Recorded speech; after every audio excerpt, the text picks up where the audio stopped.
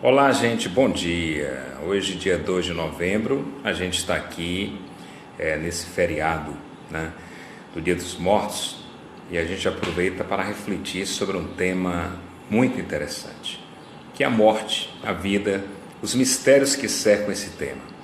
Hoje a grande maioria das pessoas já foi ou já está indo até o cemitério fazer as suas homenagens aos seus mortos, e obviamente esse é um momento de profunda reflexão, porque não há absolutamente quem não se incomode com os que já foram, com a saudade que ficou, os muitos que também não tiveram o tempo da despedida, aqueles que não tiveram a oportunidade nem mesmo de ver seus entes queridos no seu último suspiro.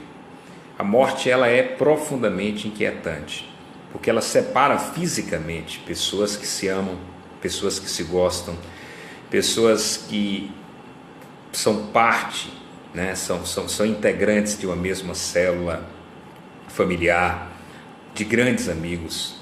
Enfim, a morte, ela tem um caráter assustador. Mas como é algo profundamente real e aquilo que há de mais certo na vida de cada um, nós precisamos saber lidar com a assustadora morte. E uma das coisas que a gente pode refletir é como encarar a morte.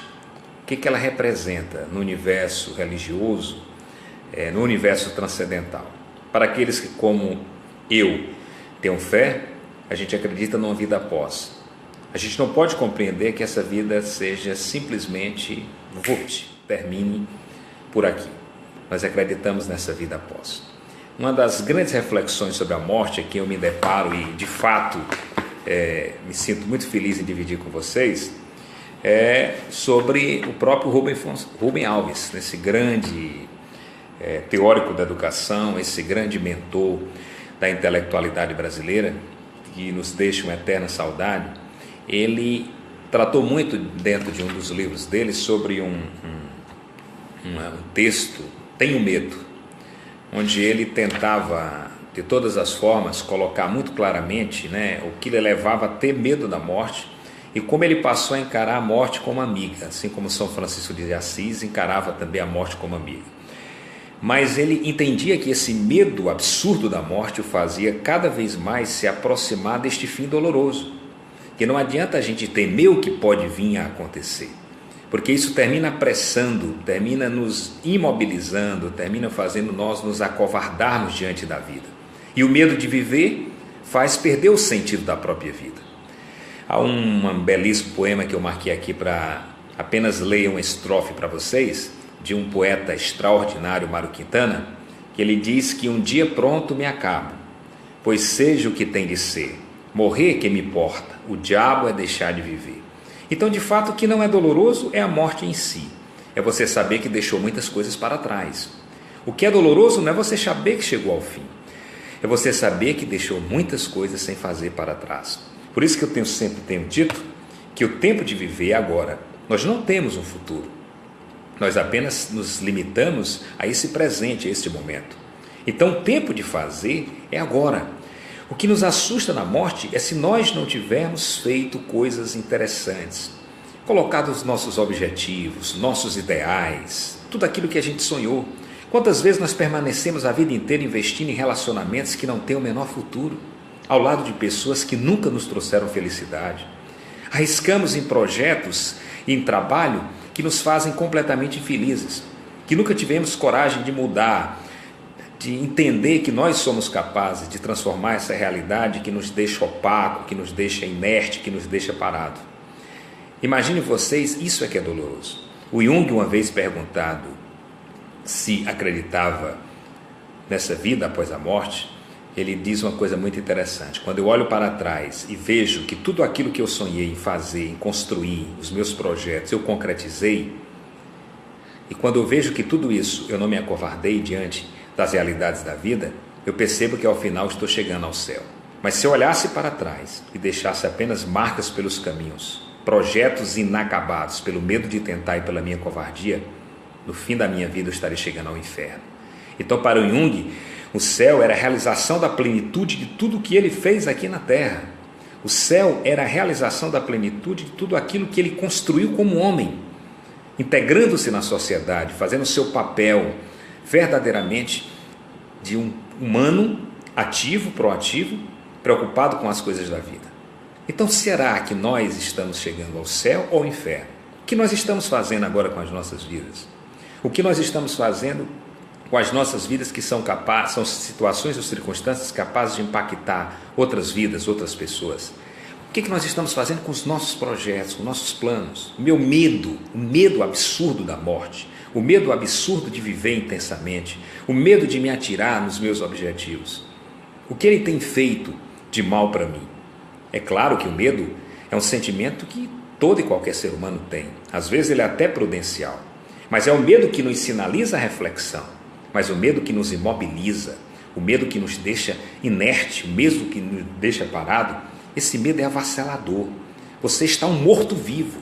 Então talvez eu esteja aqui, nesse momento, querendo trazer uma simbologia da morte para aqueles que se foram. Porque muitos estão vivos mortos. Pessoas que jovens, pessoas adultas que perderam a esperança na vida.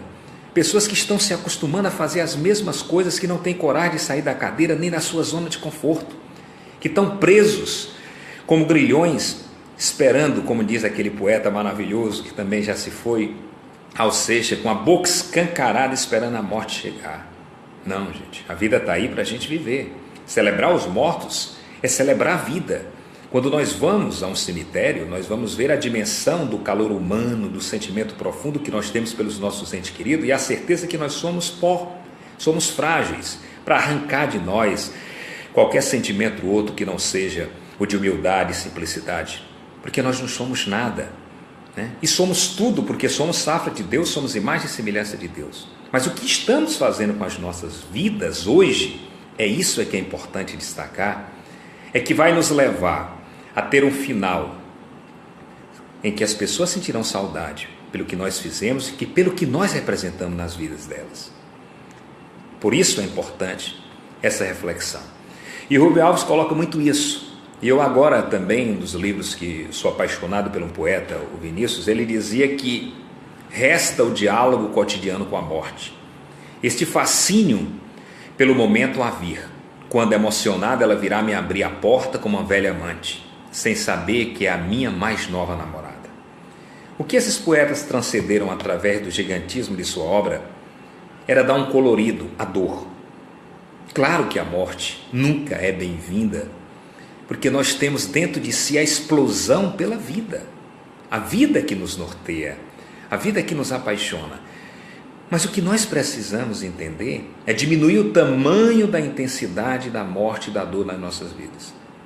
E para isso, a gente precisa crer que nós temos à frente a eternidade. O Karnal dizia que deve ser aterrorizante a eternidade. Eu não. Eu entendo que a eternidade, na concepção humana, profundamente aristotélica, ou uma eternidade dentro de uma perspectiva sistêmica, deve ser terrível. Mas a eternidade na graça de Deus, na experiência do amor incondicional, jamais pode ser insuportável. Mas nós, como viajantes, ainda estamos na Terra e temos muito o que fazer ainda estando na Terra. Temos muito o que construir ainda estando na Terra. Mas nós não devemos ver a morte num sentimento absurdo. Ontem, no final da noite, um colega me questionava sobre um fato que talvez muitos de vocês também tenham sido ou sejam questionados no dia a dia. E a pergunta que ele me fazia era algo muito interessante. Ele dizia: como é possível, professor Albuquerque, Deus existir quando ali em Tocantins as pessoas estavam debaixo de uma gruta rezando e de repente cai uma parte da gruta e mais de 10 pessoas morreram?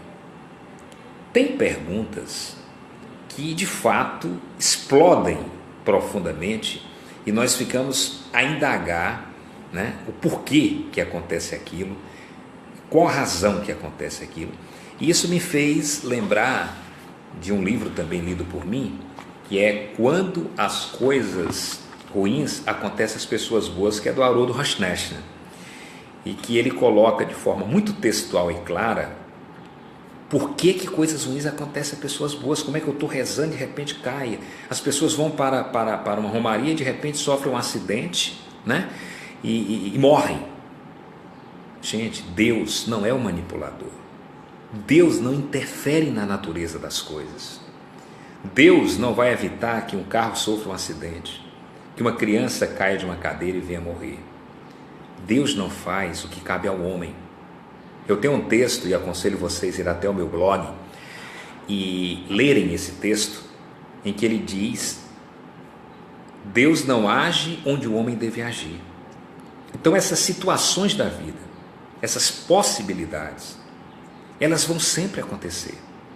Não é a ausência de Deus, não é porque Deus não existe que ocorre esse acidente, que uma criança de repente de 2, 3 anos tem um câncer. Essa é a nossa condição da vida. Aqui nós estamos só de passagem. Essa condição terrena. O sujeito fuma cigarro a vida inteira e depois ele tem um câncer no pulmão, né? Localizado. E ele diz: por que Deus deixou acontecer isso comigo? Não foi Deus, não. Foi você que fumou a vida inteira. Então o sofrimento, ele é inevitável.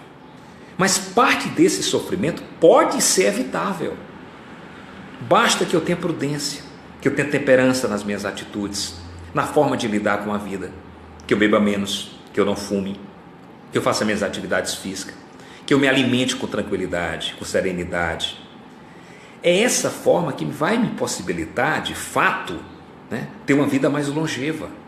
Mas a nossa tendência natural é perguntar sempre tudo a Deus e ver que se alguém morreu, se alguém perdeu sua vida em um desastre, foi culpa de Deus. Não. Deus não age onde o homem deve agir. E Deus não é um manipulador, em que tudo que acontece na terra, ele evitaria. Imagine vocês se Deus agisse em todos os momentos, nós não sentiríamos dor, não saberíamos o que era o sofrimento da morte, não saberíamos o que era o sofrimento de um acidente, não saberíamos o que era o sofrimento de uma adversidade na vida, éramos autômatos, robôs. E o que adiantava tudo isso? Uma vida indolor, uma vida sem dor, uma vida sem emoção. Qual seria a noção que nós teríamos da saudade?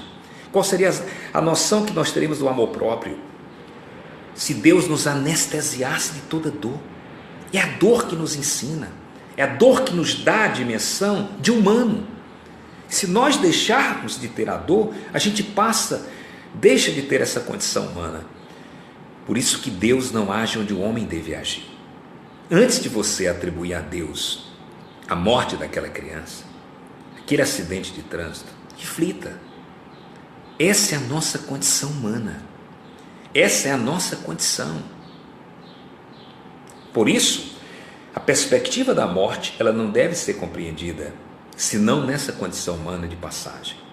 Então eu queria hoje que vocês refletissem sobre isso. Que vocês homenageassem os mortos de vocês, os entes queridos. Homenageassem aqueles que vocês não tiveram tempo de se despedir. Mas que vocês também refletissem sobre isso. Quantos de vocês estão mortos-vivos? Quantos de vocês hoje estão mortos-vivos? Porque perderam a esperança na vida, porque se deixaram vencer pelos problemas, porque caíram no comodismo das relações pouco saudáveis, daquele emprego enfadonho, daquelas relações enfadonhas, porque desistiram de viver. Hoje um dos grandes problemas que afetam a juventude é o suicídio. O suicídio, ele não acontece quando você é abandonado pelas pessoas. O suicídio acontece quando você se auto-abandona. É o abandono de si mesmo. Então esse sentido da vida, ele deve ser buscado. Ele deve ser compreendido. E não há vida sem dor. Não há vida sem sofrimento. Não há vida sem adversidade. Eu aprendo muito mais com a dor, com a derrota, do que com qualquer outra coisa. Essa dimensão humana que Deus nos faz sentir. E Ele não faz com que a gente sinta isso pelo um absoluto desejo malacioso, de malícia. Não, Ele não quer nos ver sofrer. Ele quer nos ver felizes. Mas Ele nos dá essa perspectiva para que a gente entenda essa dimensão humana. Então eu queria que vocês hoje refletissem sobre a morte. Mas refletissem sobre a morte vendo caminho que trilha, como dizia Rubem Alves, para a morte, é um caminho que não pode servir para nos imobilizar, para nos dar um medo apressado que ela chegue. O importante é você viver com intensidade os seus dias. É você viver com toda a energia positiva os seus dias. Colocar seus planos em ação. Fazer o bem, praticar a caridade. Com isso, quando ela, indesejosa da gente chegar, você vai recebê-la de braços abertos. Porque você vai saber que cumpriu sua missão aqui na Terra. Então tenham todos um bom dia, um momento maravilhoso de reflexão e até outra oportunidade. Muito obrigado a todos.